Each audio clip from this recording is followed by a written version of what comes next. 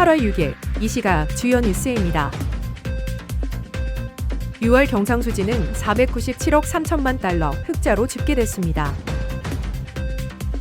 박홍근 기획예산처 장관은 미래대응기금을 금융상품에 운용해 여유분을 재정 안정에 활용하겠다고 밝혔습니다.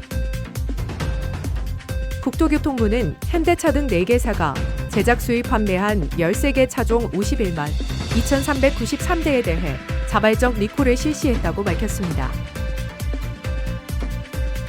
리사 쿡 연방준비제도 이사는 인플레이션이 둔화하지 않으면 금리 인상에 나설 준비가 돼 있다고 밝혔습니다. 뉴욕 증시는 연일 급등 뒤 조정 국면을 거치며 3대 지수가 홍조로 장을 마감했습니다. 한국은행이 6일 발표한 2026년 6월 국제수지에 따르면 6월 경상수지는 497억 3천만 달러 흑자로 집계됐습니다.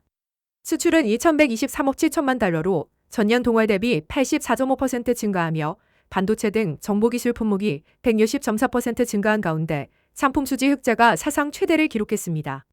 서비스 수지는 기타 사업 서비스와 가공 서비스 등을 중심으로 12억 9천만 달러 적자를 보이며 통신 컴퓨터 정보 서비스와 지식재산 권사용 요수지가 적자로 전환된 점이 적자 확대 요인으로 지적됐습니다. 금융계정에서는 순자산이 467억 1천만 달러 증가해 증가폭이 역대 최대를 보였고 내국인의 해외 투자와 외국인의 국내 투자 동향이 상이하게 나타나는 등 자금 흐름의 중요한 변동이 확인됐습니다. 박홍근 기획예산처 장관은 미래대응기금의 운용 방향을 설명하면서 기금 여유분을 채권과 주식 등 금융상품에 운용해 금리 이상의 수익이 발생하면 세수 펑크나 추가 경정 예산 시점에 여유분으로 활용하겠다고 밝혔습니다. 평상시에는 기금을 운용해 재정 여력을 확보하고 필요시 안정화 장치로 활용하겠다는 구상이며 청년 세대와 성장 엔진, 지방, 교육 등의 전략적 투자를 통해 잠재 성장률 반등을 도모하겠다고 했습니다. 기금 규모와 관련해선 상당한 규모를 적립하겠으며 9월 세수제 추계와 내년 세입 전망을 마무리한 뒤 구체적인 금액을 공개하겠다고 설명했습니다. 내년 예산안 규모는 800조 원 플러스 알파로 준비하고 있으며 내년 세입은 500조 원을 훨씬 상회하는 방향으로 보고 있다고 덧붙였습니다. 국토교통부는 현대자동차와 기아, 스텔란티스 코리아, 혼다 코리아 등 4개사가 제작 수입 판매한 13개 차종 51만 2,393대에서 제작 결함이 발견돼 자발적 리콜을 실시했다고 밝혔습니다. 현대자동차는 투싼 등 2개 차종 10만 4,781대에서 전방 충돌 방지 보조 시스템 소프트웨어 설계 미흡으로 오작동이 확인돼 지난달 30일부터 리콜을 진행했습니다. 또한 GH0 등 5개 차종 12만 7,059대는 엔진 내부 부품의 너트 체결 불량에 따른 연료 누유가 발견돼 12일부터 리콜이 예정됐고 아반떼 등 2개 차종 16만 8,000대는 하이브리드 통합 제어기 소프트웨어 설계 미흡으로 화재 예방 차원에서 13일부터 리콜됩니다.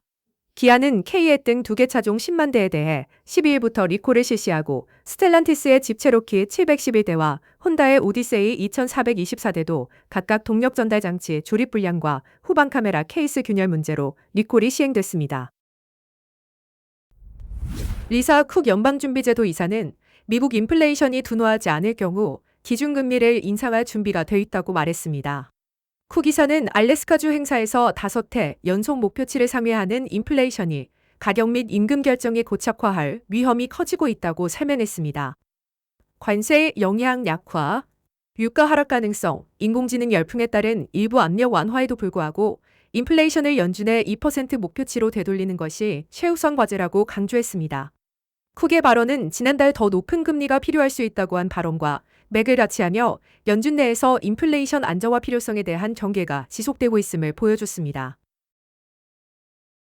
뉴욕 증시의 3대 주가 지수가 혼조로 장을 마감했습니다.